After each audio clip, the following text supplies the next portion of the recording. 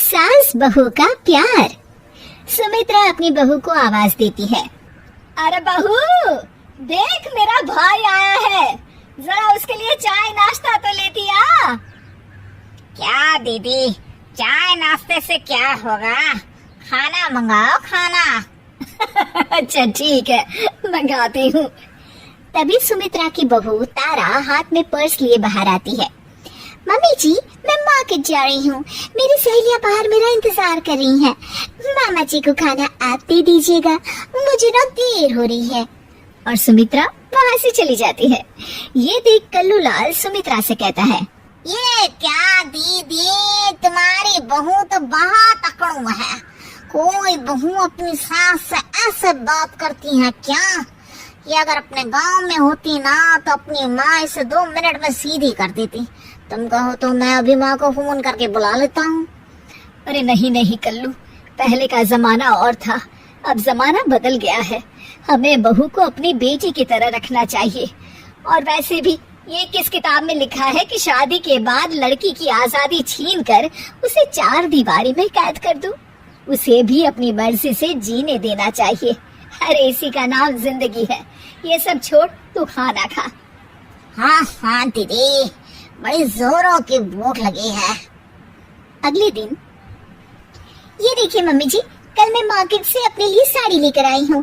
मैं आपके लिए भी साड़ी ले रही थी, लेकिन मुझे कोई साड़ी पसंद ही नहीं आई। अच्छा, मैं ऑफिस के लिए निकल रही हूँ, मुझे देर हो रही है। ये कहकर तारा वहाँ से चली जाती है। तारा के जाते ही अरे दीदी, तुम्हारी बहू तो दिन दहाड़े तुमसे झूठ भी बोलती है। सिर्फ अपने लिए साड़ी लेकर आई है, क्या बाजार की दूसरी सभी दुकानें बंद हो गई थी? देखो तो कैसा बहाना करके चली गई। राम कसम दीदी, देख लेना, ऐसी बहुएं ज्यादा दिन अपनी सास से निभा नहीं पाती। ये तो तुम्हें घर से निकाल कर रहेगी दीदी। अरे तू कुछ ज्यादा ही चिंता कर रहा है मेरी। ऐसी कोई बात नहीं है, मेरी बहू मेरा बहुत ख्याल रखती है। सुमित्रा अपने कमरे में चली जाती है। अरे 2 दिन हो गए इस घर में, लेकिन कुछ मजा नहीं आ रहा। मेरी दीदी तो अपनी बहू से बिल्कुल नहीं लड़ती, लेकिन मैं भी हार नहीं मानूंगा। उसी शाम तारा डाइनिंग टेबल पर सबके लिए खाना रख के किचन में रोटियां लेने चली जाती है। अब इस खाने का जरा स्वाद बढ़ाया जाए। कल्लू लाल खाने में कुछ कंकड़ मिला देता है। अब इस खाने को खा के मेरी दीदी अपनी बहू की अच्छी खबर लेगी और मुझे आज सास बहू के झगड़े का लाइव एपिसोड देखने को मिलेगा। थोड़ी देर के बाद घर के सभी लोग खाना खाने लगते हैं। ओह, मेरे खाने में कंकड़ आ गया। अरे बहू, आज तुमने कैसा खाना बनाया है? पता नहीं पापा जी, मैंने तो रोज की तरह ही खाना बनाया है। पता नहीं आज क्या हो गया। अरे कोई बात नहीं बहू, अब तो जानबूझकर ऐसा खाना तो बनाएगी नहीं। मैं तो कहती हूँ इसी बहाने आज बाहर से खाना मंगवा लेते हैं।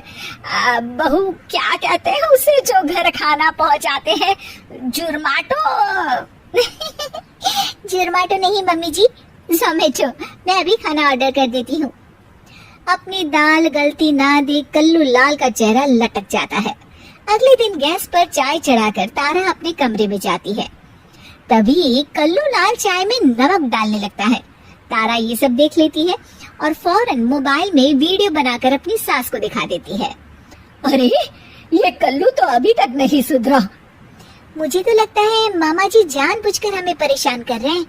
हाँ, ये बात तो है।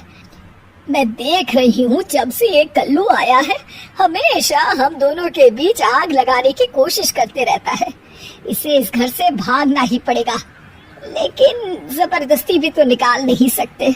आखिर भाई है मेरा। अब चिंता मत करिए माँ जी, मेरे पास एक बहुत बढ़िया आइडिया है। अगले दिन सुबह सुबह दोनों सास बहू आपस में लड़ने लगती है और तारा बैग उठाकर अपने मायके चली जाती है। ये देख कल्लू लाल खुशी से नाचने लगता है।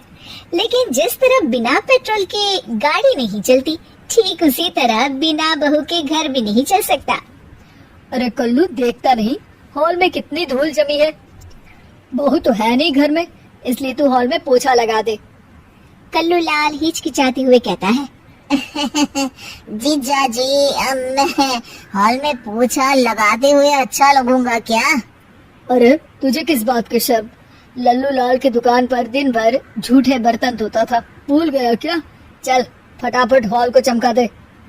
मजबूरी में कल्लू लाल को फर्श पर पोछा लगाना पड़ता है।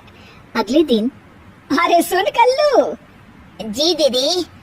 देख कल्लू, खाना बनाने के लिए बहू तो है नहीं घर में, इसलिए हमें बाहर से खाना मंगा कर खाना पड़ेगा। और हाँ, रमेश ने कलकत्ता से अभी तक पैसे नहीं भेजे, इसलिए तुझे अपने पैसों से खाना खरीद कर लाना होगा। कल्लू लाल जोश में आकर हाँ तो कर देता है, लेकिन कुछ दिनों बाद, अरे ये क्या, मेरे इतने सारे पैसे खर्च हो गए, ऊपर से मैं इस घर का रामू काका बन गया हूँ। अरे मैं अपने पैसों से दूसरों के घर के खर्चे उठाऊं, इतना बड़ा भी बेवकूफ नहीं हूँ। इससे अच्छा तो मैं फिर से लल्लू लाल की यहाँ जलेबियाँ तल के 4 पैसे ही कमा लूं। मैं कल ही बस पकड़कर अपने गांव चला जाऊंगा। अगले दिन ठीक ऐसा ही होता है।